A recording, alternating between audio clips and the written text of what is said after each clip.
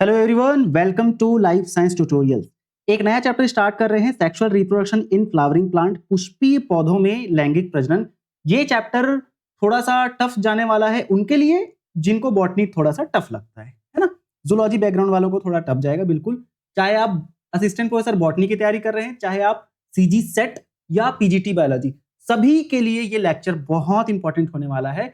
But मैं यही कहना चाहूंगा चैप्टर स्टार्ट करने से पहले कि ये चैप्टर थोड़ा सा कॉम्प्लिकेटेड होता है, तो आसान भाषा में समझने की कोशिश समझाने की कोशिश करूंगा मैं, और आपको एकदम तसल्ली के साथ प्यार से पढ़ना है इस चैप्टर को। लेक्चर को अगर समझ नहीं आ रहा तो बार बार देखना, मेरी पूरी कोशिश रहेगी बहुत आसान भाषा में आपको समझा दूं, है ना। धीरे धीरे चलेंगे, कोई दिक्कत नहीं है। लगभग 7 से 8 लेक्चर में ये चैप्टर खत्म होने वाला है, मतलब 7 से 8 घंटे मान के चलो आप, है ना। बहुत प्यारा चैप्टर है लेकिन, ठीक है। इस चैप्टर का नाम क्या है? Sexual reproduction in flowering plant. हमको सेक्सुअल रिप्रोडक्शन के बारे में पता है भाई, है ना। क्या होता है सेक्सुअल रिप्रोडक्शन? मतलब क्या? जिनमें गैमेट का निर्माण होता है, ठीक है। सेक्सुअल रिप्रोडक्शन हमने पिछले चैप्टर में भी पढ़ा है ना। पिछले चैप्टर क्या था? Reproduction in organism. तो रिप्रोडक्शन दो प्रकार के होते हैं प्रजनन, एक होता है लैंगिक प्रजनन और एक क्या होता है? अलैंगिक प्रजनन। अलैंगिक प्रजनन में तो आइडेंटिकल ऑफस्प्रिंग बनते हैं, है ना, मतलब एक दूसरे से एग्जैक्ट समान होते हैं। लेकिन लैंगिक प्रजनन या सेक्सुअल रिप्रोडक्शन में क्या होता है? गैमेट का निर्माण होता है और मेल और फीमेल दो पेरेंट की जरूरत होती है यहाँ पर, ठीक है। तो सेक्सुअल रिप्रोडक्शन मतलब क्या? गैमेट तो बनेगा ही बनेगा, गैमेट तो बनेगा ही बनेगा, ठीक है। सेक्सुअल रिप्रोडक्शन में गैमेट बनेगा ही बनेगा और मेल प्लस फीमेल दोनों की जरूरत होगी ही होगी, ठीक है। ये सेक्सुअल रिप्रोडक्शन। अब यहां पर लिखा गया क्या? Flowering plant. तो फ्लावरिंग प्लांट, जब हम एनिमल किंगडम की बात करते हैं, सॉरी प्लांट किंगडम की बात करते हैं, किसकी बात करते हैं? प्लांट किंगडम, है ना भाई। 5 जगत वर्गीकरण या 5 किंगडम क्लासिफिकेशन को देखते हैं आर एच विटेकर के, तो उसमें algae sorry Monera, protista, fungi, Plantae and Animalia, ऐसे 5 किंगडम है, 5 जगत है। तो प्लांट किंगडम में भी 5 डिवीजन होते हैं। कौन कौन से 5 डिवीजन है भाई साहब? यहां पर सबसे पहला आता है क्या? एल्गी। फिर आता है क्या? ब्रायोफाइट, ठीक है। और फिर आता है क्या? टेरिडोफाइट, टेरिडो। फिर आपका क्या आता है? जिम्नोस्पर्म, है ना। और फिर आपका आता है क्या? एंजियोस्पर्म, ठीक है। तो एंजियोस्पर्म का मतलब क्या है? आवृत्त बीजी। आवृत्त बीजी मतलब क्या? जिनके बीज में आवरण होता है ना। जिनके बीज में आवरण होता है मतलब इनमें फल देखने को मिलता है, फ्रूट, है ना। बीज के बाहर ही जो लेयर होता है वही तो फ्रूट है भाई। तो इनमें आवरण देखने को मिलता है, फल। और दूसरा कि इनमें पुष्प होता है, मतलब ये कैसे पौधे हैं? पुष्पीय पादप है।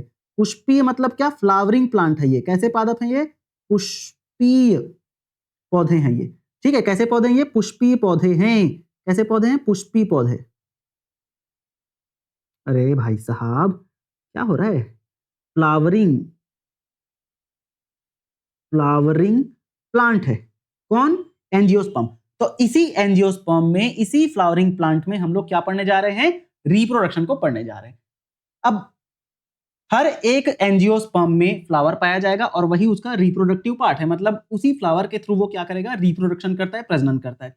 तो उस फ्लावर को हम काफी डिटेल से पढ़ेंगे, है ना। इस चैप्टर में पूरे फ्लावर की बात करेंगे, फ्लावर में क्या क्या चीजें होती है, कैसे कैसे बनता है, क्या होता है, सारा चीज डिटेल से पढ़ने जा रहे हैं। थोड़े टेक्निकल टर्म्स ज्यादा यूज होंगे, है ना, तो आपको कंफ्यूज नहीं होना है, बार बार आपको रिकॉल करना है, रिवाइज करना है, चैप्टर एकदम आसान लगने लगेगा, ठीक है। दावे के साथ बोल रहा हूं, आप 3-4 बार लेक्चर को देखें, 3-4 बार नहीं, एक बार भी बहुत अच्छे से देखेंगे अपना नोट्स बनाते हुए, तो गारंटी है कि आपको ये चैप्टर एकदम अच्छे से समझ आ जाएगा, कभी नहीं भूलोगे, ठीक है। चलो अब एक फूल को देख लेते हैं। फूल में क्या क्या चीजें होती है ना। तो एक फूल में सबसे पहले नीचे एक डंठल पाया जाता है। उस डंठल को क्या बोलते हैं? पेडिसेल बोलते हैं, या उस डंठल का एक और नाम होता है जिसे बोलते हैं क्या? स्टॉक। क्या होता है? स्टॉक, ठीक है। और उस डंठल में जो स्टेज की तरह, या क्या बोलते हैं उसको, ऐसे ये जो स्ट्रक्चर बन रहा है ये क्या है? थैलेमस स्टेज, है ना। इसी स्टेज में सारा ऑर्गन या सारी चीजें फूल की लगी पड़ी रहती है, ठीक है। ये थैलेमस। इस थैलेमस में सबसे पहले जो ये स्ट्रक्चर लगा हुआ है, ये वाला स्ट्रक्चर, ये वाला, इसे बोलते हैं क्या? सेपल, ठीक है। एक अकेले को हम लोग सेपल बोल रहे हैं। लेकिन बहुत सारे हैं। हर फूल में नीचे एक ग्रीन कलर की पत्ती होती है ना, ग्रीन कलर की, तो उसे क्या बोलते हैं? सेपल बोलते हैं। अब एक अकेला है तो सेपल, लेकिन इधर एक और होगा, एक और होगा, ऐसे 4-5 होते हैं, ठीक है। तो उस सेपल को आपस में एक साथ क्या बोलते हैं पता है? उसे कहा जाता है कैलिक्स। क्या कहा जाता है? कैलिक्स। मतलब कैलिक्स के जो सदस्य हैं उन्हें सेपल बोला जाता है। इसके बाद जो ऑर्गन आता है, या वॉल बोलते हैं, इन्हें ऑर्गन नहीं बोलेंगे, वॉल बोलेंगे। क्या? वॉल, ठीक है। होल बोल सकते हैं, WHORLS, होल्स बोलते हैं, ठीक है। क्या बोलते हैं? होल्स बोलते हैं, RLS, होल्स, है ना।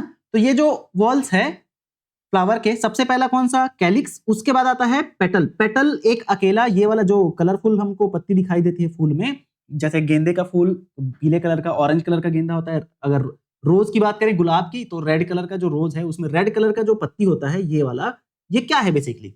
ये है पेटल। एक अकेले को पेटल, और अगर पूरा ग्रुप है तो उसे क्या बोलते हैं? कोरोला। पूरे ग्रुप को कोरोला, लेकिन उसके सदस्यों को पेटल कहा जाता है, ठीक। उसके बाद जो स्ट्रक्चर आता है, जिसे हम लोग क्या बोलते हैं? स्टेमन बोलते हैं। क्या बोलते हैं?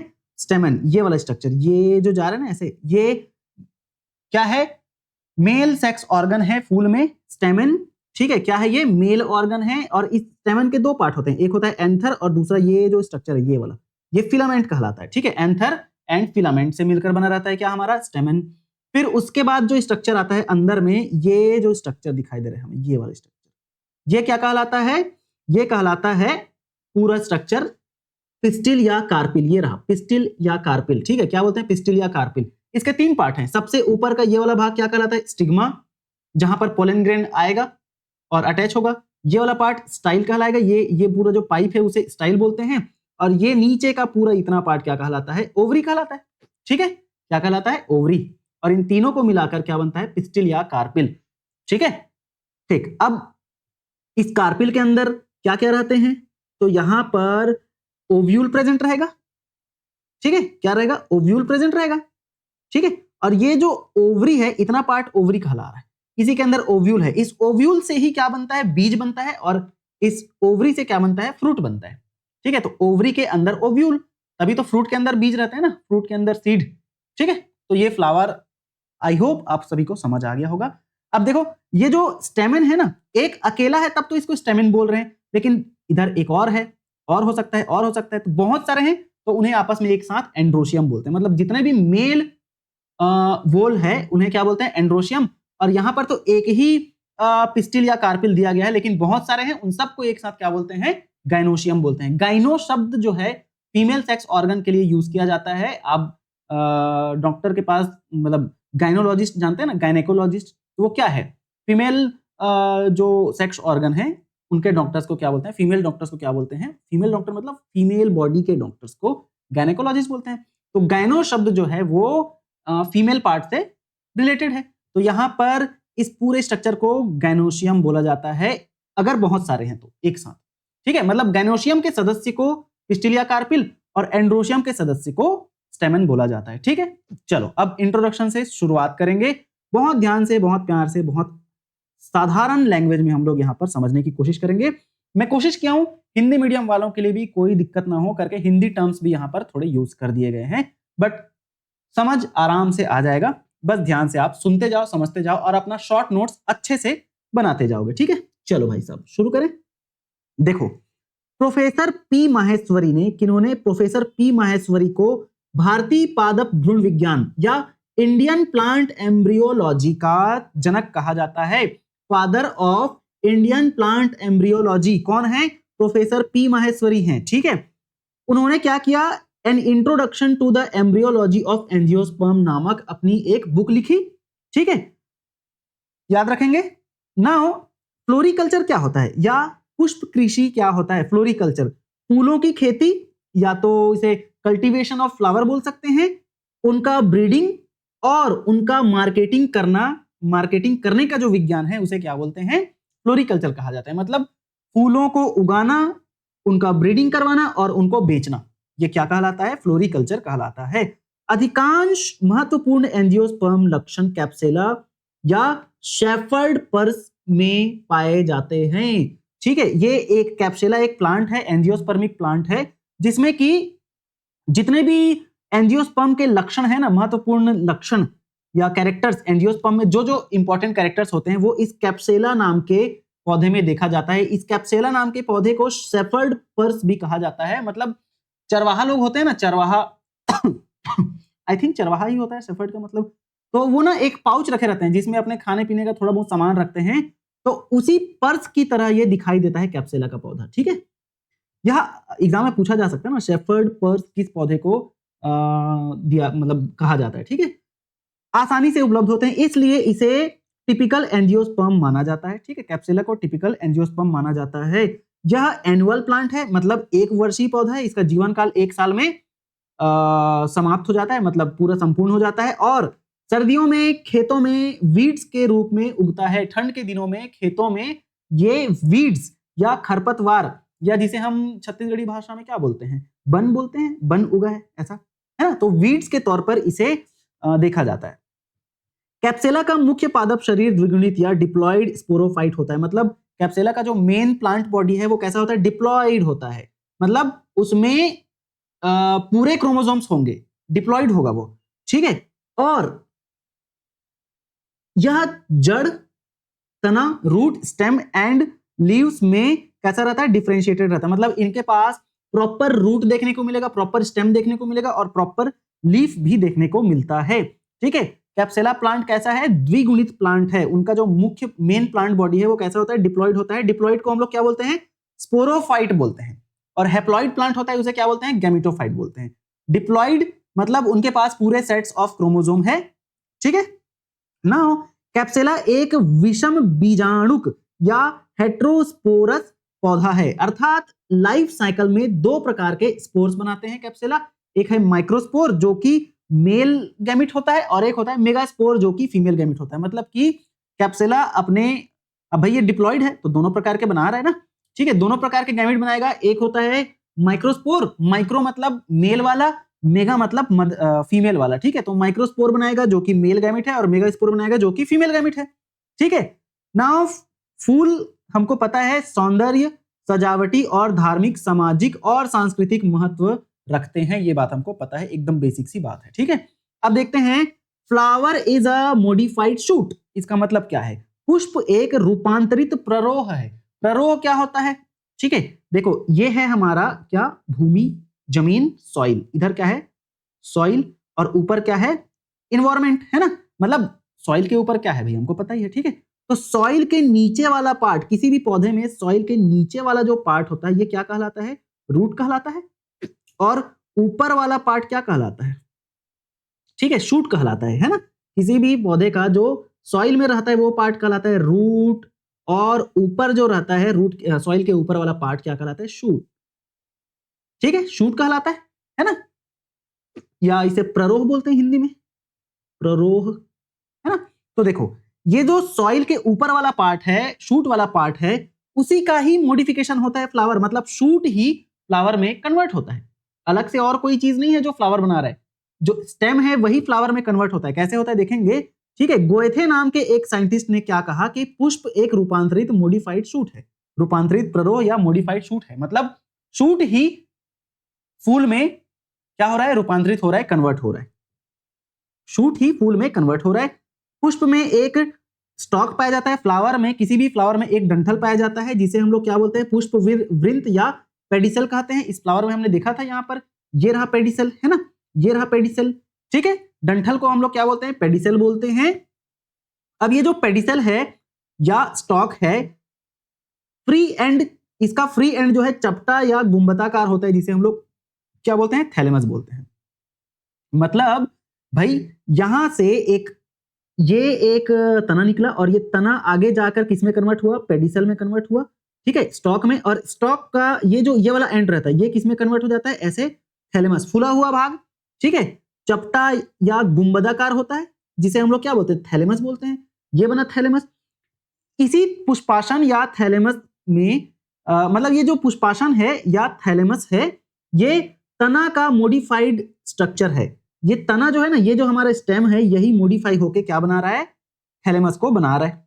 ठीक है, जिसमें पर्व या नोड्स और पर्व संधियां या इंटरनोड्स मौजूद होते हैं। अब बेसिकली हमको पता है कि भाई ये पौधा, इसका ये स्टेम, अब इस स्टेम में यहां पर नोड होंगे, यहां पर नोड होंगे, फिर यहां पर नोड होंगे, फिर यहां पर नोड होंगे, और इसी नोड से नए तने निकलते हैं। ठीक है, ये नया तना, इधर ये नया तना, ये नया तना। ठीक है, तो जो नोड वाला रीजन होता है वहां से नए तने निकलते हैं, नए स्टेम निकलते हैं, और उनके बीच का जो ये पोर्शन होता है इसे क्या बोलते हैं, इंटरनोड बोलते हैं, है ना। तो होता क्या है, ये जो स्टेम है वो आगे जाकर ना रुक जाता है इसका ग्रोथ, और ये ना ऐसे इकट्ठा हो जाता है, ऐसे रुक गया और इकट्ठा हो गया। तो भाई इस स्टेम में अब ये इकट्ठा हो गया है, आगे ग्रोथ नहीं हो रहा, तो यहीं पर इकट्ठा हो गया, तो ये क्या बन गया, अब ये बन गया थैलेमस।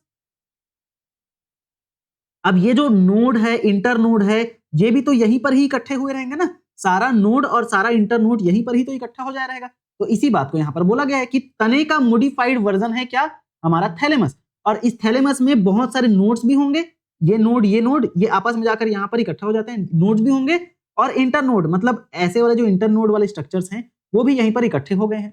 ठीक है, अब इन्हीं नोड और इन्हीं इंटरनोड से फूल के अलग अलग पार्ट क्या होते हैं, बनते जाते हैं। ठीक है, पुष्पासन में या थैलेमस में इंटरनोड्स अत्यधिक छोटे होने के कारण फ्लोरल वॉल्स बहुत समीप स्थित दिखाई देते हैं। ठीक है, तो भाई ये जो पुष्पासन है, ठीक है, ये जो थैलेमस है, इसमें अब देखो जैसे ये स्टेम है तो इसमें नोड दूर दूर है, तो अगर कुछ चीज निकलेगा तो ये यहां से निकलेगा, ये यहां से निकलेगा, ये यहां से, मतलब हर एक स्टेम या कुछ भी चीज यहां से निकल रहा है, या स्टेम या कोई भी तना निकल रहा है, तो वो दूर दूर है, इनके बीच में ये डिस्टेंस है।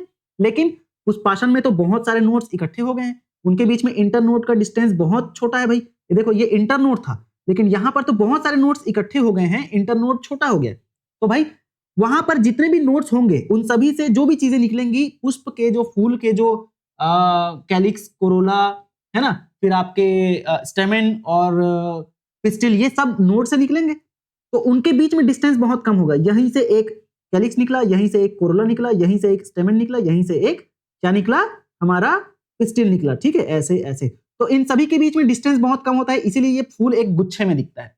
ठीक है, मान के चलो अगर थैलेमस नहीं बनता तो यहां से कैलिक्स निकलता, यहां से कोरोला निकलता, यहां से स्टेमेन, यहां से क्या निकलता, पिस्टिल निकलता। तो देखो फ्लावर ये कैसे दिखता, अजीब सा नहीं दिखता, है ना।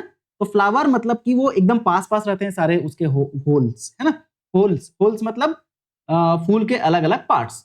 ठीक है, नाउ आगे देखते हैं। पुष्प में, फ्लावर में उपस्थित चारों चक्र या होल्स रूपांतरित पत्तियां या मॉडिफाइड लीव्स हैं। अब फ्लावर में जो भी चारों होल्स होते हैं, कौन कौन से चार होल्स हैं, चार होल्स, एक है क्या, एक है हमारा कैलिक्स, एक है कोरोला, एक है स्टेमेन, और एक क्या है, एंथर। ठीक है, ये चारों जो चीज है, ये चारों होल्स जो है मॉडिफाइड लीव्स है, मतलब पत्तियों का ही रूपांतरण है। ठीक है, मॉडिफाइड लीव्स है, पत्तियों का ही रूपांतरण है ये चारों होल्स, है ना, जो पुष्पासन पर चार वृंतों में लगे होते हैं, जो कि इस पुष्पासन या थैलेमस पर चार वृंतों या नोड्स में लगे होते हैं, चार नोड्स। ठीक है, चार नोड्स में, भाई ये एक नोड, ये एक नोड, ये एक नोड, ये एक नोड अलग अलग है, लेकिन यहां पर चार नोड इकट्ठे हो गए हैं, और चारों नोड से अलग अलग structure, calyx, Corolla, stamen and आपके एंथर, सॉरी एंथर नहीं आएगा यहां पर, सॉरी, पिस्टिल। ठीक है, ये चारों अलग अलग होल या जो फ्लावर के जो ऑर्गन्स है या स्ट्रक्चर हैं वो लगे होते हैं एक ही जगह, थैलेमस में, है ना। नाउ पुष्पासन पर चार नोड्स होते हैं, कौन कौन से नोड्स होते हैं देखते हैं, और चारों नोड से कौन कौन कैसे कैसे निकलता है। सबसे पहले सबसे नीचे कौन सा होता है, बाह्य दलपुंज, कैलिक्स, हिंदी में भी लिखा है। दूसरा कौन सा होता है, दलपुंज, कोरोला। तीसरा होता है पुमंग, एंड्रोशियम, और चौथा होता है जायांग या गैनोशियम। ठीक है, सबकी बात हम लोग यहां पर कर चुके हैं। फ्लावर में आप देख सकते हैं, ये रहा हमारा क्या, कैलिक्स, सॉरी ये रहा हमारा क्या, कैलिक्स, देखो ये कैलिक्स, ये कोरोला। ठीक है, कलर मजा नहीं आ रहा है, कौन सा कलर ले लें, ब्लैक कलर, ठीक है, नहीं ब्लैक नहीं, रेड ही रखते हैं। ठीक है, ये कैलिक्स, फिर ये आपके कोरोला, और ये आपके स्टेमेन, और ये आपके या स्टेमेन नहीं बोलेंगे इसको, एंड्रोशियम, और ये आपके गैनोशियम।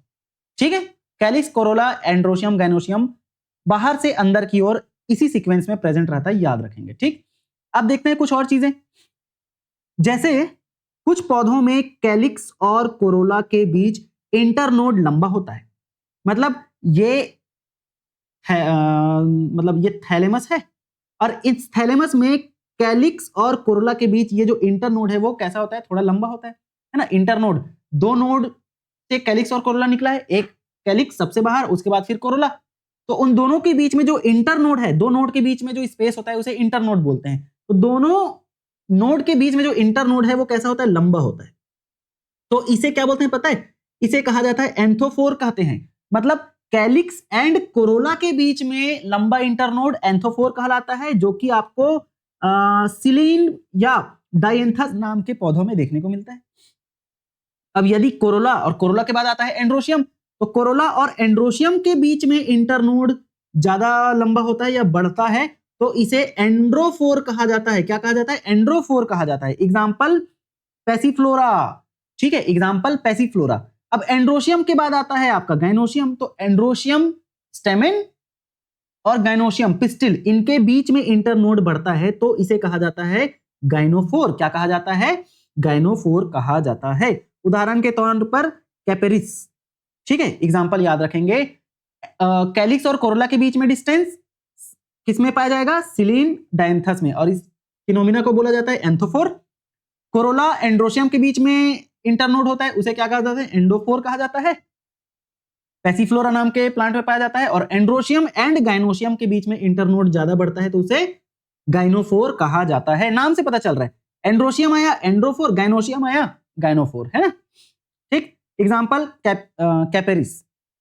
यदि एंड्रोशियम और गाइनोशियम दोनों उठे रहते हैं, यदि एंड्रोशियम और गाइनोशियम के बीच में ज्यादा डिस्टेंस है, तो इसे गाइनोएंड्रोफोर कहते हैं। क्या कहते हैं, गाइनोएंड्रोफोर कहा जाता है। क्या कहा जाता है, गाइनोएंड्रोफोर कहा जाता है। यहां पर ना ये लाइन थोड़ा सा गड़बड़ लिखा गया है ना, थोड़ा सा गड़बड़ लिखा गया है। इस लाइन को थोड़ा सा आप वो रखेंगे, ध्यान रखेंगे। ये लाइन क्या बोलना चाह रहा है पता है, अगर किसी प्लांट में हमारा एंड्रोफोर है ना, ये जो एंड्रोफोर है ये भी प्रेजेंट है, मतलब कि कोरोला और एंड्रोशियम के बीच में ज्यादा डिस्टेंस है, प्लस गाइनोफोर भी है किसी प्लांट में, है ना। किसी प्लांट में एंड्रोफोर प्लस गाइनोफोर दोनों प्रेजेंट है, तो इस कंडीशन को कहा जाता है, क्या पता है, गाइनेंड्रोफोर या एंड्रोगाइनोफोर, है ना। तो यहां पर इतने जगह को काट देते हैं, ठीक है। यहां पर लिखना क्या है, इफ गाइनो एंड्रोफोर, थोड़ा सा इसको पतला कर देते हैं, इफ एंड्रोफोर एंड गाइनोफोर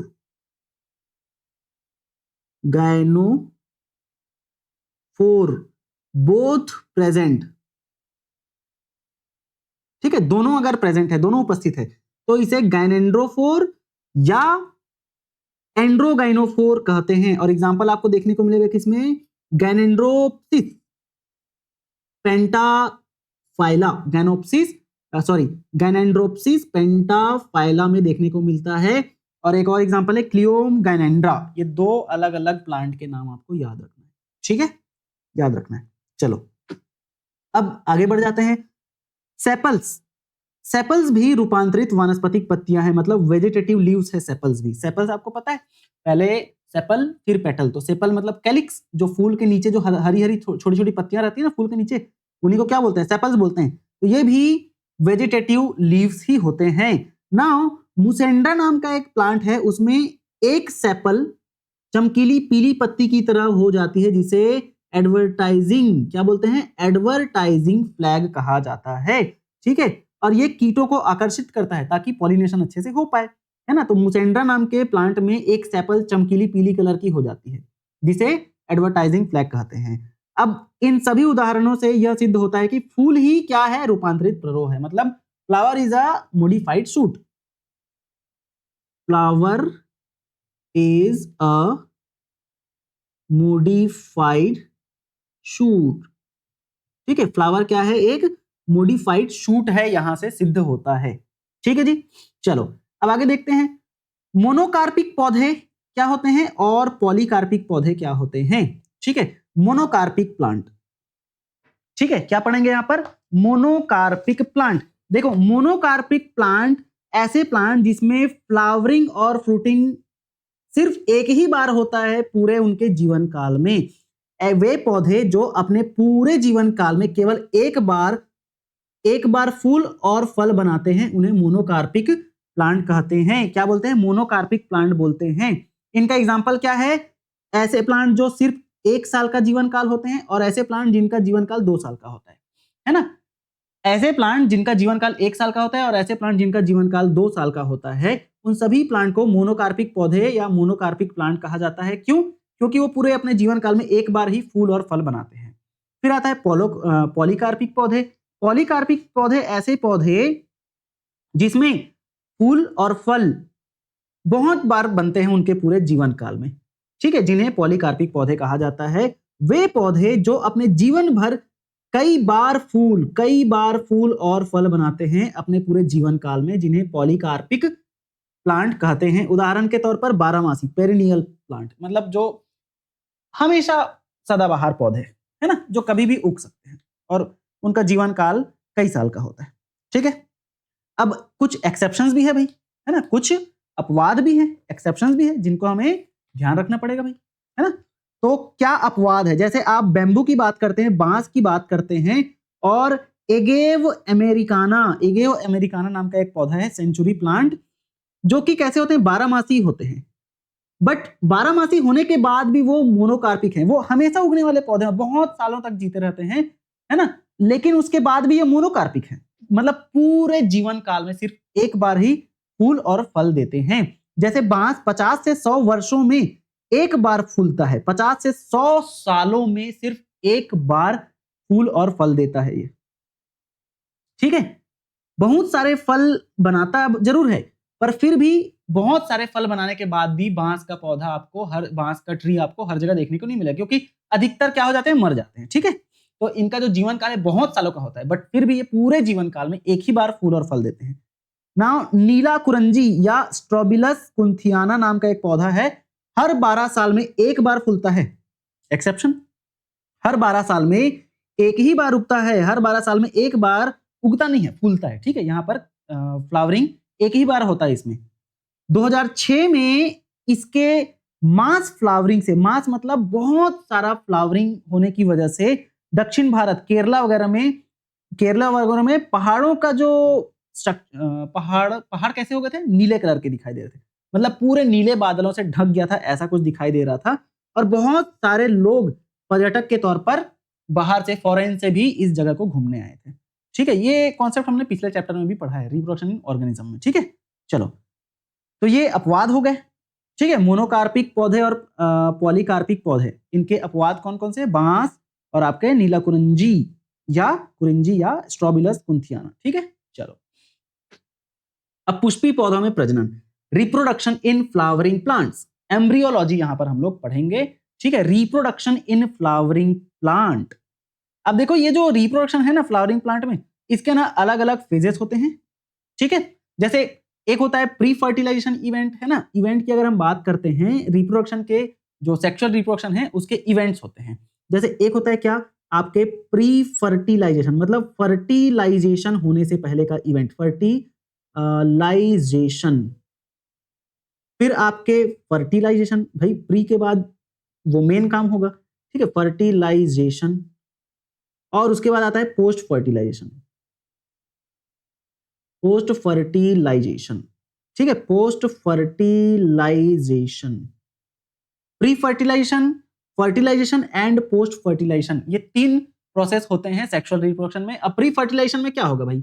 गैमिट निर्माण, है ना, फर्टिलाइजेशन होने के लिए गैमिट तो चाहिए ना, तो गैमिट निर्माण के प्रोसेस को हम लोग अभी पढ़ेंगे, ठीक है। देखो, प्री फर्टिलाइजेशन इस चैप्टर का लगभग 50 से 60% कवर करता है। फर्टिलाइजेशन बहुत छोटा सा पार्ट है और पोस्ट फर्टिलाइजेशन थोड़ा बड़ा है, लेकिन सबसे ज्यादा पार्ट कौन सा कवर करता है? प्री फर्टिलाइजेशन वाला पार्ट, है ना। मतलब निषेचन से पहले, पूर्व निषेचन से पहले का जो प्रक्रिया है या प्रोसेस है, फर्टिलाइजेशन से पहले की जो प्रोसेसेस है उनको पढ़ेंगे, ठीक है। तो देखो, ध्यान से समझेंगे। पुष्पी पौधों में प्रजनन, रिप्रोडक्शन इन फ्लावरिंग प्लांट। प्रजनन या रिप्रोडक्शन ऐसी प्रक्रिया है जिसमें हर एक जीव अपनी प्रतिकृति बनाता है या अपने ही जैसे ऑर्गेनिज्म को जन्म देता है और उनकी जो प्रजाति है या स्पीशीज है उनकी निरंतरता बनी रहती है। ठीक है, रिप्रोडक्शन एक ऐसा इंपॉर्टेंट प्रोसेस है जिसके द्वारा हर एक लिविंग ऑर्गेनिज्म अपने ही जैसे ऑर्गेनिज्म को पैदा करता है, अपनी कॉपी बनाता है, जिसका मतलब क्या है कि स्पीशीज का मल्टीप्लिकेशन होता है और पुराने ऑर्गेनिज्म अपने बच्चे पैदा करते जाते हैं और अपने स्पीशीज को आगे बढ़ाते जाते हैं। ठीक है, अब जितने भी रिप्रोडक्शन के मेथड्स हैं प्लांट में, उन्हें ब्रॉडली हम लोग दो टाइप में डिवाइड करते हैं भाई, है ना। पौधों में प्रजनन दो प्रकार के होते हैं। कौन कौन से? एक होता है सेक्सुअल रिप्रोडक्शन एंड दूसरा क्या होता है? Asexual reproduction. लैंगिक प्रजनन एंड दूसरा क्या है? अलैंगिक प्रजनन। तो लैंगिक प्रजनन जिसे हम लोग एम्फीमिक्सिस भी बोलते हैं। क्या बोलते हैं? एम्फीमिक्सिस भी कहते हैं। तो सेक्सुअल रिप्रोडक्शन को पहले हम लोग यहां पर क्या करने जा रहे हैं? पढ़ने जा रहे हैं। किसी भी बायोलॉजिस्ट के लिए फ्लावर क्या है पता है? एक मॉर्फोलॉजिकल तथा एम्ब्रियोलॉजिकल मार्वल्स होता है जहां पर सेक्सुअल रिप्रोडक्शन होता है भाई। फूल क्या है किसी भी बायोलॉजिस्ट के लिए? जब हम फूल को देखते हैं ना तो नॉर्मल लोग क्या करते हैं? फूल को अलग अलग चीजों में इस्तेमाल करते हैं फूल को भाई।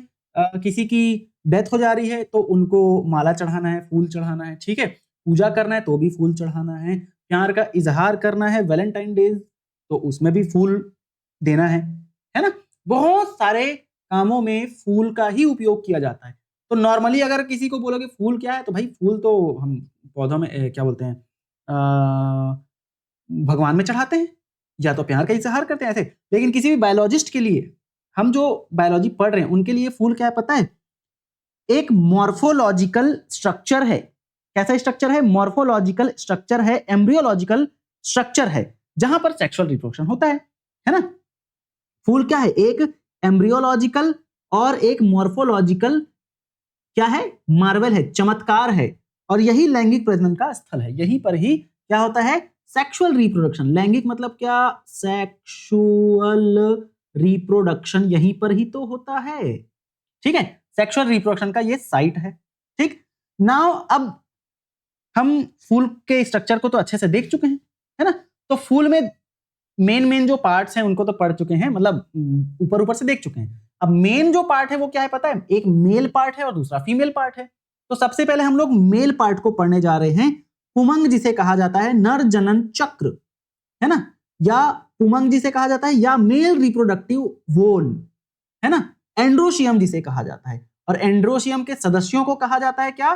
सदस्यों को स्टेमेन बोला जाता है। बहुत सारे स्टेमेन को एक साथ एंड्रोशियम बोलते हैं, है ना। ठीक, तो आपको अगर पूछेगा मेल रिप्रोडक्टिव ऑर्गन क्या है तो स्टेमेन भी इसका आंसर आएगा, जिसे हम लोग पुमंग बोलते हैं। आई थिंक नहीं, हाँ पुमंग ही बोल, नहीं स्टेमेन को क्या बोलते हैं?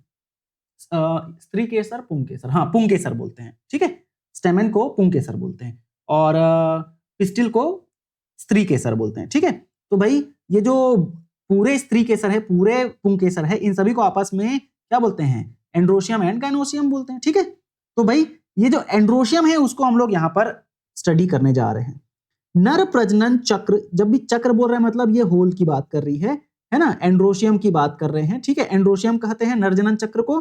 ठीक है, इसकी इकाई पुंकेसर है, मतलब स्टेमेन। पुंकेसर क्या है? स्टेमेन है। ठीक है, किसकी इकाई? एंड्रोशियम। मतलब एंड्रोशियम जो है मेल सेक्स ऑर्गन है। ठीक है, उसके जो सदस्य हैं या पार्ट्स हैं वो क्या है? स्टेमेन। बहुत सारे स्टेमेन आपस में मिलकर एंड्रोशियम कहलाते हैं। ठीक है, तो स्टेमेन को माइक्रोस्पोरोफिल भी कहते हैं। स्टेमेन को क्या बोलते हैं? माइक्रोस्पोरोफिल भी कहते हैं। और एक स्टेमेन फिलामेंट और एंथर से मिलकर बना होता है। तो मैं अगर स्टेमेन को कुछ इस तरीके से बनाऊं तो क्या मैं गलत बना रहा हूं? नहीं। ठीक है, ये है कौन सा पार्ट? ऊपर का पार्ट ये है एंथर, और ये कौन सा पार्ट है? फिलामेंट। ठीक है, एंथर एंड फिलामेंट। क्या है? Anther and filament. ठीक है, ये एंथर और ये क्या है? फिलामेंट है। ये दोनों को मिलाकर हम लोग क्या बोलते हैं? इसे स्टेमेन बोलते हैं। और बहुत सारे स्टेमेन एंड्रोशियम कहलाते हैं। ठीक, नाउ फिलामेंट का निचला सिरा, ये तंतु का मतलब फिलामेंट है ना, तो फिलामेंट का निचला जो सिरा है वो कहां से जुड़ा रहता है? पुष्पाशन या थैलेमस से जुड़ा रहता है। अब पंखुड़ी मतलब कैलिक्स को पंखुड़ी बोल रहे हैं ना, और ऊपर का हिस्सा जो है वो पराग कोश धारण करता है, मतलब कि ये जो एंथर है ऊपर का हिस्सा है, इस एंथर में क्या है पता है, इस एंथर को ही आई थिंक पराग कोश बोल रहे हैं, बिल्कुल है ना। तो ये जो एंथर है सॉरी, देखो ये जो स्टेमन है इसके दो पार्ट हैं, एक है एंथर वाला पार्ट और दूसरा क्या है, फिलामेंट वाला पार्ट। तो फिलामेंट का निचला हिस्सा तो भाई किससे जुड़ा रहेगा, थैलेमस से जुड़ा रहेगा, और ऊपरी हिस्सा में फिलामेंट के ऊपरी हिस्से में एंथर रहता है, ये एंथर है ना। नाउ परागकोश या एंथर और तंतु या फिलामेंट, एंथर एंड फिलामेंट को जोड़ने वाला जो हिस्सा होता है उसे कनेक्टिव बोला जाता है। एंथर एंड फिलामेंट को जोड़ने वाला हिस्सा कनेक्टिव कहलाता है, मतलब यहां पर ये वाला जो हिस्सा है इसे क्या बोलते हैं, कनेक्टिव कहा जाता है, जिसमें वैस्कुलर टिश्यूज होते हैं। यहां पर कनेक्टिव इस जगह में क्या होते हैं, वैस्कुलर टिश्यूज होते हैं। सामान्यतः जो हमारा एंथर है वो द्विपालित होता है, बाइलोब्ड होता है एंथर, ठीक है। नॉर्मली अगर हम बात करें अधिकतर पौधों में जो एंथर है वो बाइलोब्ड होता है, दो लोब, हमने देखा ना एंथर कुछ इस तरीके से होता है, ये एक लोब और ये दूसरा लोब, ठीक है, इस तरीके से कुछ एंथर पाया जाता है। प्रत्येक लोब में दो थीका होते हैं, इसलिए यह डाइथिकस लोब कहलाते हैं। अब देखो ये एक लोब ये दूसरा लोब, और दोनों लोब में ऐसे गोल गोल और थीका पाए जाते हैं, तो एक लोब डाइथिकस दूसरा लोब डाइथिकस। अभी स्ट्रक्चर में आपको दिखाऊं तो ये देखो यहां पर आप देख सकते हैं, ये एंथर, ये एंथर वाला पार्ट है ना, ये पूरा हमारा क्या कहलाए, ये पूरा हमारा कहलाएगा क्या, स्टेमन। इस स्टेमन में ये है फिलामेंट और ये है एंथर। एंथर को जब हम ऐसे कट करते हैं तो ऊपर से कट करने पर ऐसे कुछ दिखाई देगा। अब हमने कहा एंथर कैसा होता है, बाइलोब्ड होता है, ठीक है। तो ये वाला लोब एक लोब हुआ और ये वाला लोब दो लोब हुआ, बाइलोब हुआ।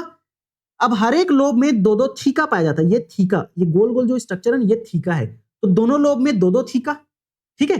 तो इस पूरे एंथर को हम लोग क्या बोलेंगे, टेट्राथीकस। लेकिन एक लोब कैसा होता है, बाइथीकस होता है, कैसा होता है, बाइथीकस होता है, या डाइथीकस भी बोलते हैं, ठीक है। एक लोब डाइथीकस है।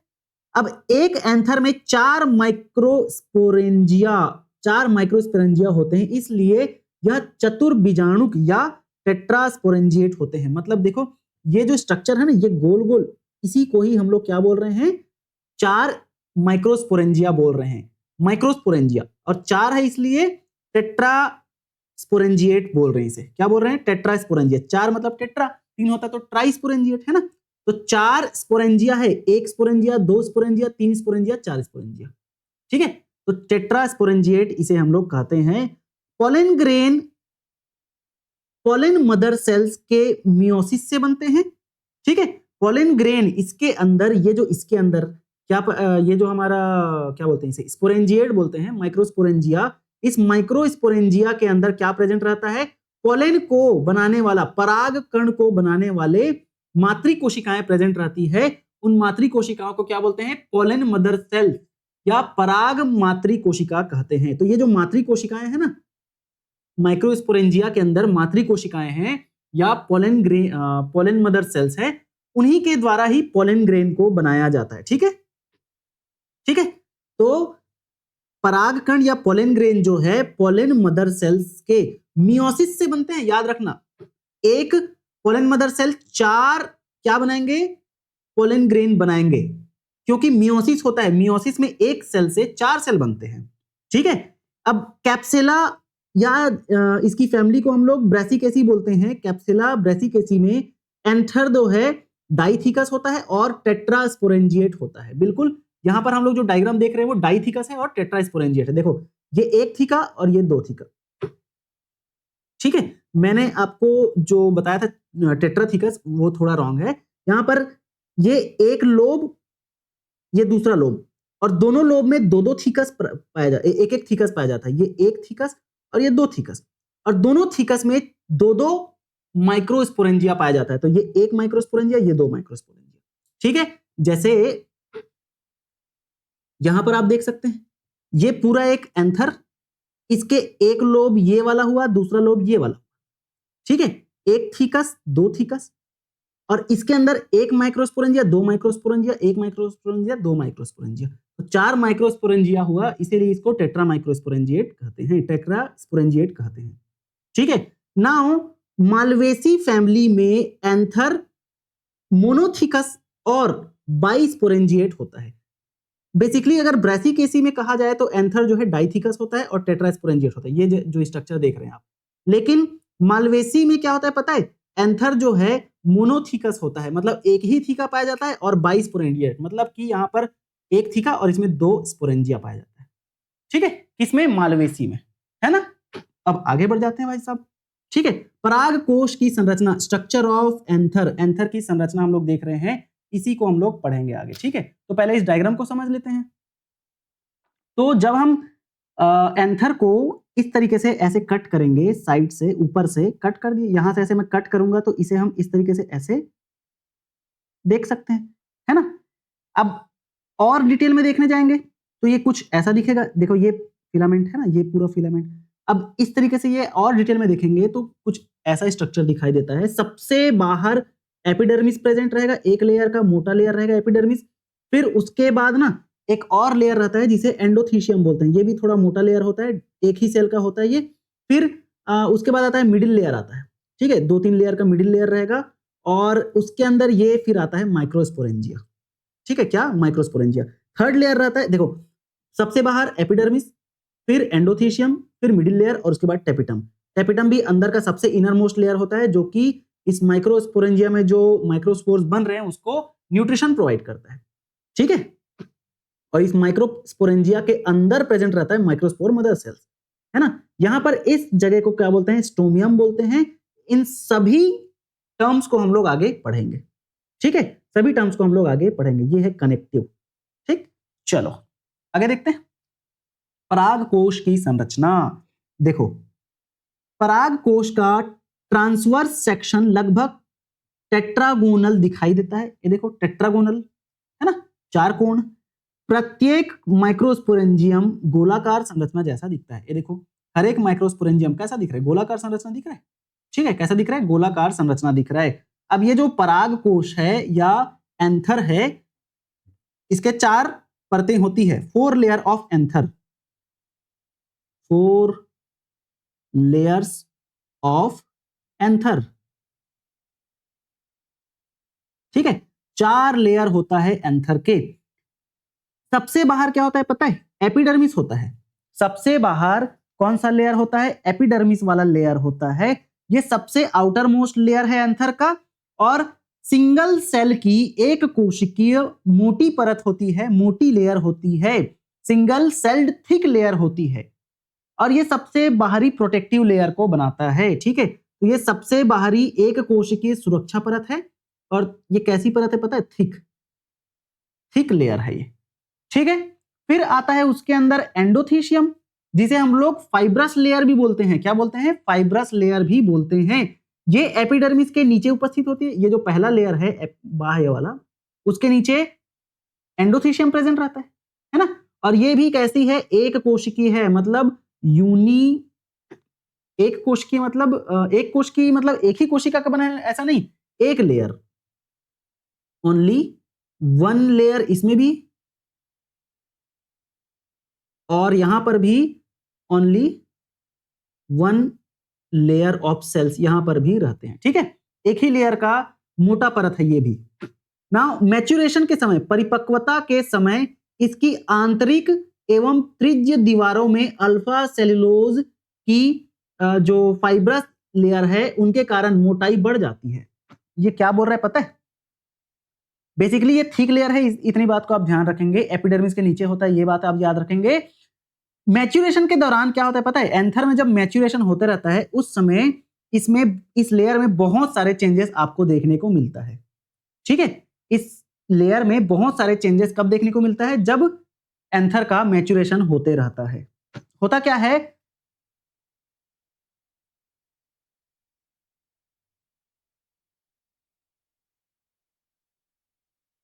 आंतरिक एवं त्रिज्य दीवारों में अल्फा सेलुलोज की जो फाइबर्स होती है उनकी वजह से इनकी मोटाई बढ़ जाती है। ठीक है, और कुछ स्थानों पर यह मोटाई अनुपस्थित रहती है, जिन्हें मुख्य मुख या स्टोमियम कहते हैं, ठीक है। और यही पराग कोश के डेहिसेंस क्षेत्र होता है, मतलब पराग कोश या एंथर जब फटता है ना तो इसी क्षेत्र से फटता है। देखो अब इस डायग्राम से आप समझने की कोशिश करो, है ना। यहाँ पर जो चीजें लिखी है वो गड़बड़ तो नहीं लिखी है, ये थोड़ा सा कंफर्म करो, कोई दिक्कत नहीं है। देखो ये है सबसे बाहर का लेयर एपिडर्मिस, ठीक है जी। इसको मैं थोड़ा जूम कर देता हूं, ठीक है। ये है सबसे बाहर का लेयर एपिडर्मिस। इस एपिडर्मिस के अंदर आता है क्या हमारा एंडोथीशियम, ये वाला लेयर एंडोथीशियम का लेयर, ठीक है जी, एंडोथीशियम।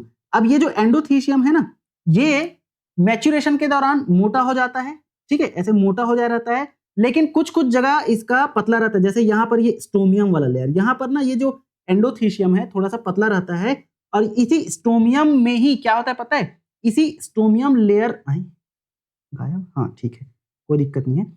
इसी स्टोमियम वाले जगह से ही क्या होता है, इस एंथर का स्फुटन होता है, यहीं से ही एंथर क्या होता है, फटता है। क्या होता है, फटता है। यहीं से ही एंथर का स्फुटन होता है, यहीं से ही एंथर फटता है, ठीक है। ये बात याद रखना। डेहिसेंस कहां से होता है, स्टोमियम से ही होता है, याद रखेंगे कहां से, स्टोमियम वाले जगह से ही एंथर क्या होता है, फटता है। अब ये जो फाइब्रस स्थूलन है, तंतुमय स्थूलन के कारण यह हाइग्रोस्कोपिक बन जाते हैं, जिससे पराग कोश का स्फुटन होता है। अब ये जो लेयर है ना, स्टोमियम वाला लेयर, वहीं से ही फटता है क्या, हमारा एंथर। इस बात को आप याद रखेंगे। ये जो हाइग्रोस्कोपिक होता है नेचर में, हाइग्रोस्कोपिक का मतलब क्या होता है बताऊं, हाइग्रोस्कोपिक का मतलब आप याद रखेंगे, हवा से मॉइस्चर को एब्जॉर्ब करने वाले, ठीक है। तो बेसिकली हाइग्रोस्कोपिक का मतलब है कि हवा से मॉइस्चर को एब्जॉर्ब करने वाला लेयर होता है हमारा स्टोमियम, ठीक है। अब हवा से मॉइस्चर को एब्जॉर्ब करा तो स्टोमियम वाला जो रीजन होता है ना वो फटता है, और वहां से फिर पोलन ग्रेन बाहर निकलते हैं, है ना। नाउ इस डायग्राम से सारा चीज क्लियर हो जाएगा। हमने एंथर को, ये एंथर, ये फिलामेंट, अब इसको ऐसे कट करें तो ये कुछ इस तरीके से दिखाई दिया हमें, है ना। अब ये स्ट्रक्चर, इसके सबसे बाहर लेयर को एपिडर्मिस, फिर एंडोथीशियम, फिर आता है हमारा मिडिल लेयर, और फिर आता है टेपिटम, और उसके अंदर फिर ये स्पोरोजिनस टिश्यू, जिसे हम लोग माइक्रोस्पोर मदर सेल बोलते हैं, एमएमसी, है ना। अब इसको थोड़ा सा और डिटेल में देखेंगे। इस जगह को ऐसे कट करके हम ऐसा देख रहे हैं, तो यहाँ पर आपको दिखाई देगा क्या, सबसे बाहर एपिडर्मिस वाला लेयर, फिर उसके अंदर दूसरा लेयर एंडोथीशियम वाला लेयर, है ना, ये ऐसे आ रहा है, ये एंडोथीशियम, ये दूसरा लेयर एंडोथीशियम, फिर उसके अंदर 2 से 3 लेयर मिडिल लेयर, ये 2 लेयर मिडिल लेयर दिखा रहा है, फिर उसके अंदर एक लेयर होता है किसका, टेपिटम का होता है ना। तो सबसे बाहर, फिर उसके अंदर, फिर उसके अंदर, फिर उसके अंदर टेपिटम, और उसके अंदर फिर प्रेजेंट रहता है हमारा माइक्रोस्पोर मदर सेल, है ना। तो यहाँ पर एक और डायग्राम दिया गया है जिससे आपको और अच्छे से क्लियर हो जाएगा। एपिडर्मिस, फिर एंडोथीशियम, फिर हमारा 2 लेयर का मिडिल लेयर, और फिर टेपिटम वाला लेयर, ये वाला लेयर टेपिटम, ठीक। और उसके अंदर फिर स्पोरोजिनस टिश्यू, जो कि स्पोर्स बनाएंगे, जिन्हें हम लोग माइक्रोस्पोर मदर सेल भी बोलेंगे, ठीक है। और ये स्टोमियम वाला रीजन जहां से ये फटेगा, स्फुटन होगा किसका, एंथर का, एंथर का स्फुटन यहीं से होना है, कहां से, स्टोमियम वाले लेयर से, ठीक। चलो अब मिडिल लेयर की बात करते हैं। अगर हम मिडिल लेयर की बात करेंगे तो ये 3 परतों वाली लेयर होती है। पेरेन्काइमा सेल से ये लेयर बनी होती है, 3 परतों की लेयर, 3 लेयर, ठीक है, 3 लेयर वाली लेयर, क्या बोल रहा हूं मैं 3 लेयर 3 लेयर 3 लेयर, ठीक है। मतलब यहाँ पर मध्य परत जो है ना, उसमें 3 लेयर, 1 2 3, ऐसे 3 लेयर होते हैं, ठीक है। ये पेरेन्काइमा सेल से बने होते हैं, और ये पेरेन्काइमा सेल क्या करते हैं पता है, फूड स्टोर करने का काम करते हैं, है ना, खाने को स्टोर करके रखते हैं। अब बेसिकली ये अल्पकालिक होते हैं, एफीमेरल होते हैं, मतलब क्या, शॉर्ट लाइव्ड, मतलब ये जो 3 लेयर है ना वो कुछ समय के लिए ही रहेंगे एंथर में। उसके बाद जब एंथर जो है मैच्योर हो जाता है, मैच्योर हो जाता है एंथर, तो ये 3 लेयर या मिडिल लेयर गायब हो जाते हैं, ठीक है। अब आते हैं टेपिटम। तो टेपिटम वाला लेयर सबसे इनर मोस्ट लेयर है, आंतरिक परत है, ठीक है, सबसे इनर मोस्ट लेयर आंतरिक परत है टेपिटम। और ये न्यूट्रिटिव लेयर है, मतलब कि हमारे मदर सेल्स को, माइक्रोस्पोर मदर सेल को क्या प्रोवाइड करता है, ये न्यूट्रिशन प्रोवाइड करता है। इसकी कोशिकाएं स्टार्टिंग में डिप्लॉइड होती है, लेकिन एंडोमाइटोसिस की वजह से और फ्री न्यूक्लियर डिवीजन की वजह से पॉलीप्लॉइड और मल्टी न्यूक्लिएट हो जाते हैं। मतलब यहां पर जो टेपिटम में जो सेल्स होती है ना, उनमें एंडोमाइटोसिस होता है, सेल के अंदर जो न्यूक्लियस है उसमें डिवीजन हो जाता है ना, फ्री न्यूक्लियर डिवीजन हो जाता है, जिसकी वजह से सेल एक ही सेल के अंदर बहुत सारे न्यूक्लियस हो जाते हैं, मल्टी न्यूक्लिएट कंडीशन, और न्यूक्लियस के अंदर जो डीएनए वगैरह है वो भी डबल टिबल हो जा रहे हैं, तो पॉलीप्लॉइडी हो जाते हैं। एक होता है हैप्लॉइड, फिर होता है डिप्लॉइड, और दो से ज्यादा है तो उनको पॉलीप्लॉइड बोलते हैं, है ना। तो सेल के अंदर ये जो टेपिटम वाले सेल्स हैं उनके अंदर डीएनए वगैरह ज्यादा हो जाए रहते हैं। यह डेवलपिंग माइक्रोस्पोर्स को पोषण प्रदान करते हैं। बिल्कुल, जो माइक्रोस्पोर्स हैं उन्हें न्यूट्रिशन प्रोवाइड करता है, ठीक है। अधपतन से पहले टेपिटम में प्रोबिस क्या बन जाते हैं, प्रोबिस बॉडीज बनते हैं। मतलब बेसिकली अधपतन मतलब क्या, एंथर पटा नहीं है अभी, एंथर क्या नहीं हुआ है, स्फुटन नहीं हुआ है, पराग कोश का अभी स्फुटन नहीं हुआ है, एंथर अभी क्या नहीं हुआ है, डेहिसेंस नहीं हुआ है एंथर का, तब तक मतलब डेहिसेंस से पहले तक ये जो टेपिटम है वो प्रोबिस बॉडी बनाते हैं। ये स्पोरोपोलिनिन युक्त यूबिस बॉडी में कन्वर्ट हो जाते हैं। ये जो प्रोबिस बॉडी है ये स्पोरोपोलिनिन युक्त यूबिस बॉडी या ऑर्बिक्यूल्स बॉडी में परिवर्तित हो जाते हैं, कन्वर्ट हो जाते हैं, और पोलन एग्जाइन के निर्माण में भाग लेते हैं। पोलन ग्रेन में एक लेयर होता है, हम पोलन ग्रेन के स्ट्रक्चर को आगे पढ़ेंगे, तो पोलन ग्रेन में एक लेयर होता है जिसे एग्जाइन बोलते हैं, और एक और लेयर होता है जिसे इंटाइन बोलते हैं। मतलब अगर मैं पोलन ग्रेन की स्ट्रक्चर बनाऊं तो इस तरीके से कुछ ऐसे होता है, ठीक है। ये अब जहां पर पतला पतला वाला रीजन है ये इंटाइन वाला रीजन है, और जहां पर ये बाहर निकला हुआ रीजन है ऐसे, ये एक्साइन वाला रीजन है ना। इसको देखेंगे डिटेल में आगे। तो एक्साइन को कौन बनाता है, स्पोरोपोलिनिन बनाता है, याद रखेंगे। एक्साइन को बनाने वाला जो केमिकल है, बोल सकते हैं सब्सटेंस है, वो कौन है, स्पोरोपोलिनिन, ठीक है। और स्पोरोपोलिनिन यूबिस बॉडी या ऑर्बिक्यूल्स में पाए जाते हैं, ठीक। और यूबिस बॉडी को कौन बना रहा है, हमारा टेपिटम लेयर बना रहा है। अब टेपिटम के कार्य देख लेते हैं भाई, क्या क्या फंक्शन है टेपिटम के, है ना। टेपिटम के कार्य या फंक्शन, तो सबसे पहला फंक्शन क्या है, टेपिटम माइक्रोस्पोर मदर सेल या पोलन मदर सेल और डेवलपिंग पोलन ग्रेन को न्यूट्रिशन प्रोवाइड करता है, ठीक है। डेवलपिंग पोलन ग्रेन को न्यूट्रिशन प्रोवाइड करता है। डेवलपिंग पोलन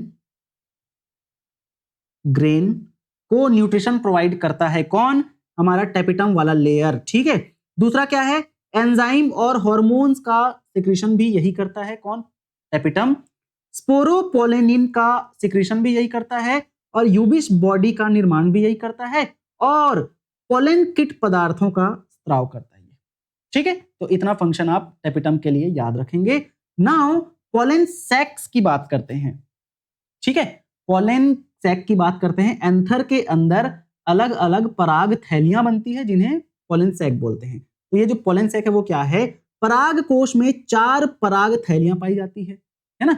ये पराग कोश जिसमें 4 पराग थैलियां पाई जाती है ना, 4 पराग थैलियां या पोलन सैक्स पाए जाते हैं। अब ये जो पोलन सैक्स है उनके अंदर माइक्रोस्पोर्स या पोलन ग्रेन्स या माइक्रोस्पोर मातृ कोशिकाएं, माइक्रोस्पोर मदर सेल्स के मियोटिक डिवीजन से बनते हैं।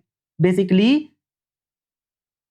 पोलन सैक के अंदर माइक्रोस्पोर्स बनेंगे, है ना। ये जो पोलन सैक हमने यहां पर बनाया है इसी के अंदर क्या बनेंगे, माइक्रोस्पोर बनेंगे या पोलन ग्रेन बनेंगे। ये पोलन ग्रेन या माइक्रोस्पोर किनसे बनते हैं, माइक्रोस्पोर मदर सेल से बनते हैं, मातृ कोशिकाओं से बनते हैं। माइक्रोस्पोर मदर सेल से बनेंगे और माइक्रोस्पोर मदर सेल के मियोटिक डिवीजन की वजह से बनते हैं। तो यहां पर इसको हम लोग क्या लिख सकते हैं, ध्यान से समझेंगे, ठीक है। सबसे पहले एंथर के अंदर 4 पोलन सैक, पोलन सैक, और इस पोलन सैक के अंदर क्या बनेंगे, इसके अंदर क्या रहेंगे, माइक्रोस्पोर मदर सेल रहेंगे, ठीक है, क्या रहेंगे, माइक्रोस्पोर मदर सेल इसके अंदर रहेंगे। और इस माइक्रोस्पोर मदर सेल में जब क्या होगा, मियोसिस, क्या होगा, मियोसिस होगा, तो क्या बनेगा पता है, माइक्रोस्पोर्स बनेंगे। क्या बनेंगे, माइक्रोस्पोर्स बनेंगे, है ना। और यही माइक्रोस्पोर क्या है पता है, पोलन ग्रेन कहलाता है। ठीक, तो इतनी बातें आपको ध्यान में रखना पड़ेगा। नाउ स्पोरोजिनस टिश्यू या बीजाणु जन ऊतक की प्रत्येक कोशिका एक माइक्रोस्पोर टेट्राड बना सकती है। मतलब जो सेल्स माइक्रोस्पोर बना रहे हैं उन्हीं को ही माइक्रोस्पोर मदर सेल बोल रहे हैं, उन्हीं को ही स्पोरोजिनस टिश्यू बोल रहे हैं। हर एक स्पोरोजिनस टिश्यू की कोशिका या सेल्स एक माइक्रोस्पोर टेट्राड बना सकते हैं। मतलब एक सेल से बेसिकली 4 सेल बनेंगे। क्यों? क्योंकि यहां पर कौन सा डिवीजन हो रहा है, मियोसिस हो रहा है। क्या हो रहा है, मियोसिस। तो मियोसिस में एक सेल से 4 सेल बनते हैं। तो भाई साहब ये जो स्पोरोजिनस टिश्यू है या माइक्रोस्पोर मदर सेल है, उनसे 4 सेल्स बनेंगे। तो क्या बनेगा, माइक्रोस्पोर टेट्राड बनेगा, है ना। एक माइक्रोस्पोर मदर सेल से 4, एक यहां पर लिख देता हूं मैं, है ना, एक एमएमसी से 4 क्या बनेंगे, माइक्रोस्पोर बनेंगे, जिसे हम लोग टेट्राड बोल रहे हैं, बनेंगे। ठीक है, इतनी बात याद रखेंगे। नाउ और ध्यान से सुनना, प्रत्येक स्पोरोजिनस सेल एक संभावित पराग मातृ कोशिका या एक संभावित पोलन मदर सेल होती है। हर एक स्पोरोजिनस सेल एक पोलन मदर सेल होती है। मतलब पोलन ग्रेन को बनाने वाले सेल्स को पोलन मदर सेल बोल रहे हैं, है ना। तो हर एक स्पोरोजिनस टिश्यू पोलन ग्रेन बना सकता है, लेकिन ऐसा जरूरी नहीं है ना, आगे देखेंगे। देखो अब ये जो एंथर है, पराग कोश है, और माइक्रोस्पोरोजेनेसिस है, इनका विकास कैसे होता है, development of anther and microsporogenesis. ठीक है, एंथर का डेवलपमेंट तथा माइक्रोस्पोरोजेनेसिस मतलब माइक्रोस्पोर का निर्माण करना माइक्रोस्पोरोजेनेसिस कहलाता है। माइक्रोस्पोर का बनना माइक्रोस्पोरोजेनेसिस कहलाता है। ठीक है, माइक्रोस्पोरोजेनेसिस क्या है, माइक्रोस्पोर जो कि एक पोलन ग्रेन है, तो पोलन ग्रेन का निर्माण ही माइक्रोस्पोरोजेनेसिस कहलाता है। और पराग कोश या एंथर का डेवलपमेंट कैसे होता है, ठीक है, देखते हैं। प्रारंभिक अवस्था में, स्टार्टिंग फेज में, पराग कोश एक आउटर ग्रोथ जैसा दिखाई देता है, जो गोलाकार, स्फेरिकल या ओवल शेप का होता है। ठीक है, स्टार्टिंग फेज में एंथर जो है कैसा दिखता है पता है, आउट ग्रोथ की तरह दिखता है ना। और ये कैसा होता है, गोलाकार, स्फेरिकल होता है, ओवल शेप का होता है, या मेरिस्टेमेटिक कोशिकाओं का द्रव्यमान होता है। मतलब मेरिस्टेमेटिक कोशिकाएं आपस में इकट्ठे होकर एंथर को बनाते हैं, जो एकल कोशिकीय बाहरी परत या एपिडर्मिस से घिरा होता है। ठीक है, बेसिकली हमारा जो एंथर है वो मेरिस्टेमेटिक सेल से बना होता है और एपिडर्मिस से घिरा हुआ होता है। सबसे पहले मध्य क्षेत्र में वैस्कुलर टिश्यू बनते हैं। सबसे पहले स्टार्टिंग में क्या होता है पता है, संवहनी ऊतक या वैस्कुलर टिश्यूज बनते हैं। जाइलम फ्लोएम नहीं बोलेंगे यहां पर, लेकिन वैस्कुलर टिश्यूज जो चीजों का आदान प्रदान करवाएंगे। इसके बाद हाइपोडर्मल रीजन में कुछ कोशिकाएं 4 कोनों पर बड़ी हो जाती है। इन्हें आद्य बीजाणु कोशिकाएं या आर्कियोस्पोर सेल्स कहते हैं। देखो यहां पर बेसिकली ये एक यंग एंथर है, और इस यंग एंथर में बाहर एपिडर्मिस बना, और उसके बाद एपिडर्मिस के नीचे हाइपोडर्मिस होता है। तो उस हाइपोडर्मिस के 4 कोने पर पता है क्या होता है, ये एपिडर्मिस, उसके बाहर, उसके नीचे हाइपोडर्मिस वाला ये लेयर, इसके 4 कोने पर हमें ये 1 सेल, ये 2 सेल, ये 3 सेल, ये 4 सेल, ये 4 आर्कियोस्पोरियल सेल हमको देखने को मिलता है। क्या मिलता है, आर्कियोस्पोरियल सेल, सॉरी आर्कीस्पोरियल सेल हमको देखने को मिलता है। ठीक है, और ये पूरा ना मेरिस्टेमेटिक टिश्यूज का, मेरिस्टेमेटिक कोशिकाओं का गुच्छा होता है एंथर स्टार्टिंग में। ठीक, अब इसके बाद हम लोग आगे देखते हैं। आर्कीस्पोरियल सेल्स पेरिक्लिनल विभाजन करके, पेरिक्लिनल डिवीजन करके दो प्रकार की कोशिकाएं बनाती है। पहला क्या है? प्राइमरी पेराइटल सेल्स, और दूसरा क्या है? Primary sporogenous sales. देखो ये जो आर्कीस्पोरियल सेल देखे ना हम लोग यहाँ पर, ये जो आर्कीस्पोरियल सेल 1 2 3 4, इनमें डिवीजन हुआ। कैसा डिवीजन? Periclinal division. यहाँ पर डायग्राम में आपको दिखाना चाहूंगा मैं, पेरिक्लिनल नहीं दिया है, ठीक है, मतलब डिवीजन हुआ, याद रखेंगे, पेरिक्लिनल डिवीजन, ठीक है। कैसा डिवीजन हुआ? पेरिक्लिनल, ठीक है, पेरिक्लिनल डिवीजन हुआ, जिससे कि हमको यहाँ पर ये 3 सेल क्या दिख रहे हैं? एक है प्राइमरी पेराइटल सेल्स, ये जो सेल्स हैं वो प्राइमरी पेराइटल सेल दिखे, और ये जो सेल है क्या है? Sporogenous cells, primary sporogenous cell, primary parietal cell और प्राइमरी स्पोरोजिनस सेल्स बना। किससे? आर्कीस्पोरियल सेल से। किससे? आर्कीस्पोरियल सेल से। दो प्रकार के सेल बने, ठीक है। उसके बाद फिर प्राइमरी पेराइटल सेल्स आगे एंटीक्लिनल एंड पेरिक्लिनल डिवीजन या विभाजन करने के बाद एंडोथीशियम, मध्य परत, मिडिल लेयर और टेपिटम को बनाती है ना? Endothecium, middle layer and tapetum को बनाती है। तो भाई एपिडर्मिस तो पहले से ही बन चुका है। अब यही जो हमारे प्राइमरी पेराइटल सेल्स हैं, ये जो प्राइमरी पेराइटल सेल्स हैं, यही आगे जाकर एंडोथीशियम को बनाएगा, यही आगे जाकर मिडिल लेयर को बनाएगा, और यही आगे जाकर टेपिटम को बनाता है। कौन? हमारा प्राइमरी पेराइटल सेल्स, ठीक है। और इनमें जो डिवीजन हो रहा है ये क्या है पता है? इनमें भी डिवीजन हो रहा है, वो एंटीक्लिनल एंड पेरिक्लिनल डिवीजन होता है। कैसा डिवीजन? एंटीक्लिनल एंड पेरिक्लिनल डिवीजन होता है। इस एंटीक्लिनल का मतलब क्या है पता है? देखो अगर ये है सरफेस और सेल ऐसा है, तो इस सेल में अगर ऐसा डिवीजन हो रहा है तो ये है एंटीक्लिनल, और इस सेल में अगर ऐसा डिवीजन हो रहा है तो ये है पेरिक्लिनल, ठीक है। इस बात को आप ध्यान रखेंगे, ठीक है। चलो, है ना। नाउ आगे बढ़ते हैं। देखो ठीक, अब यहां पर प्राइमरी स्पोरोजिनस सेल्स माइटोसिस द्वारा विभाजित होकर स्पोरोजिनस टिश्यू बनाते हैं, ठीक है। प्राइमरी स्पोरोजिनस, देखो प्राइमरी पेराइटल सेल क्या बनाए? हमारे तीनों लेयर को बना दिए, endothecium, middle layer and tapetum को बना दिए। अब प्राइमरी स्पोरोजिनस सेल्स क्या बना दिए? माइटोसिस किए और स्पोरोजिनस टिश्यू बना दिया भाई, ठीक है। तो यहां पर हम लिख सकते हैं कि प्राइमरी पेराइटल सेल किसको किसको बनाएंगे? मिडिल लेयर, ठीक है, फिर ये एंडोथीशियम को बनाए, ठीक है, पहले तो एंडोथीशियम, ठीक है, एंडोथीशियम को बनाए, फिर ये मिडिल लेयर को बनाएंगे, और ये टेपिटम को भी बनाएंगे, ठीक है, टेपिटम। और ये जो स्पोरोजिनस टिश्यू है, सेल्स है, ये स्पोरोजिनस टिश्यू बनाते हैं, ठीक है। क्या बनाते हैं? स्पोरोजिनस टिश्यू बनाते हैं डिवीजन से, ठीक है। कौन सा डिवीजन? माइटोसिस, स्पोरोजिनस, ठीक है,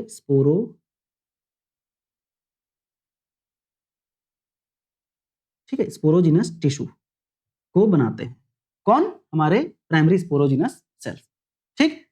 आगे बढ़ जाते हैं। अब देखो और ध्यान से समझना, कुछ चीजें और है यहां पर, है ना। थोड़ा कॉम्प्लेक्स है चैप्टर, आपको थोड़ा ध्यान से प्यार से समझना पड़ेगा चीजों को, ठीक।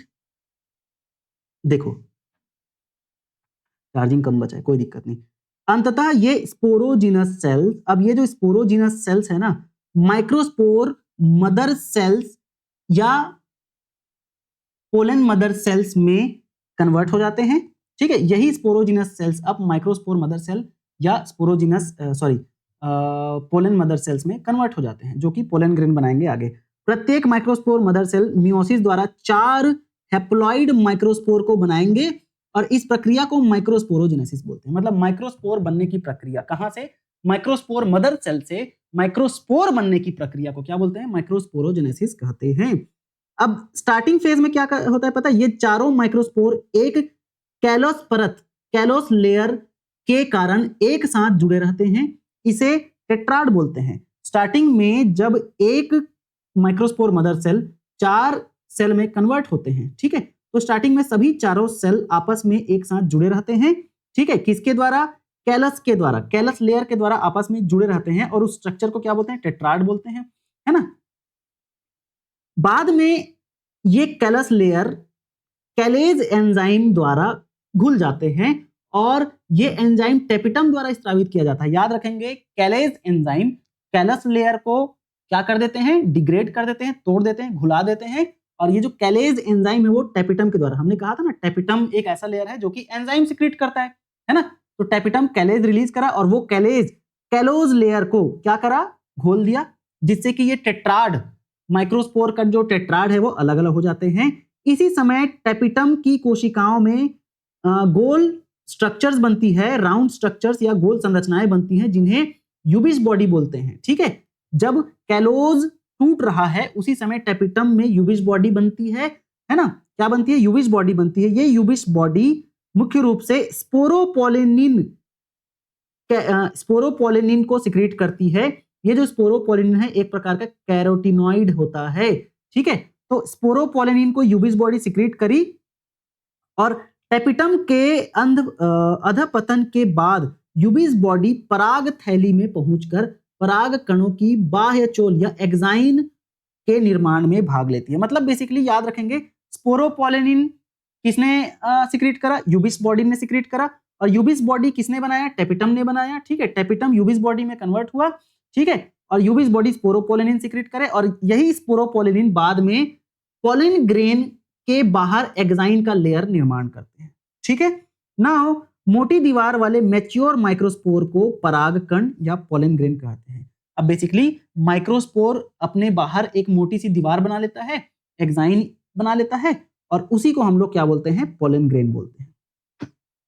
एंजियोस्पर्म पराग पोलन टेट्राड है ना, एंजियोस्पर्म पराग चतुष्क पोलन टेट्राड कई प्रकार के हो सकते हैं। एंजियोस्पर्म में जो पोलन टेट्राड है वो कई प्रकार के हो सकते हैं, है ना। हमने जैसे यहाँ पर बात किया ना, टेट्राड में कन्वर्ट हो जाते हैं, और किसकी वजह से, कैलोज लेयर की वजह से टेट्राड दिखाई देते हैं। तो ये जो टेट्राड है वो कई प्रकार के हो सकते हैं, जैसे एरिस्टोलोकिया एलिगेंस में क्या लिखा है, एरिस्टोलोकिया एलिगेंस में सभी प्रकार के पाए जाते हैं, पर सबसे सामान्य प्रकार के टेट्राहेड्रल होते हैं। ठीक है, देखो ये रहा, अलग अलग प्रकार के पोलन टेट्राड एंजियोस्पर्म में पाए जाते हैं। जैसे एक है टेट्राहेड्रल जो कि डाइकॉट में पाया जाता है, फिर एक है क्या, आइसोबाइलेट्रल जो कि मोनोकॉट में पाया जाता है। याद रखेंगे ना, पूछ दिया जाएगा कि डाइकॉट या द्विबीजपत्री में कौन सा पोलन टेट्राड पाया जाता है, तो टेट्राहेड्रल, मोनोकॉट में आइसोबाइलेट्रल, और फिर आपके डिक्यूसेट पाया जाता है, एक और प्रकार का पोलन टेट्राड, और फिर टी शेप्ड पोलन टेट्राड भी पाया जाता है, और लीनियर पोलन टेट्राड भी पाया जाता है। तो अलग अलग प्रकार के पोलन टेट्राड पाया जाता है, इसको आप याद रखेंगे, बहुत इंपॉर्टेंट है। मेन तो ये है भाई साहब, टेट्राहेड्रल और आइसोलेट्रल। ठीक है, कैसा दिखता है आप देख सकते हैं। ठीक, तो यहाँ पर आज का हमारा ये लेक्चर समाप्त होता है।